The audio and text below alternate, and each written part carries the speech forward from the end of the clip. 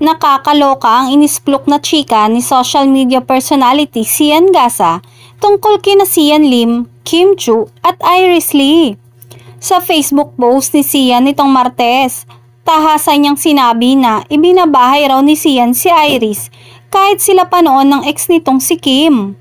Nag-live-in na sila ni Iris Lee habang jowa pa niya si Kim Chu, confirmed.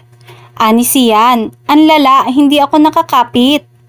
Biro pa niya, okay fine, hindi daw live-in, sleepover lang everyday.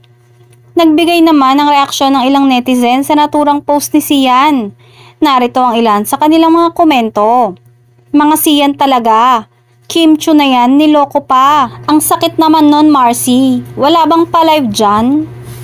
Matatandaan sa isang episode ng Showbiz Updates ni OG Diaz ay ibinahagi niyang nasagap niyang umanong balita tungkol sa taon kung kailan nagsimulang magkakilala sina Sian at Iris. Bukod dito, naging makahulugan ang natutunan sa love ng ex-boyfriend ni Kim na si Sian Lim. Say ng aktor, "Love is very painful and it's also a very magical feeling. I think that's what love does to you, but at a certain point, love disappears." Dagdag pa niya. "And I think doon na magiging choice ang pagmamahalan. You choose to stay together and you choose to fight for each other, no matter what it is." Saad pa niya. Sakali namang bigyan daw siya ng chance na bumalik sa past, ay wala raw babaguhin si Sian. Kasi parang lahat ng nangyari in the past really help shape the way you are today, paliwanag niya.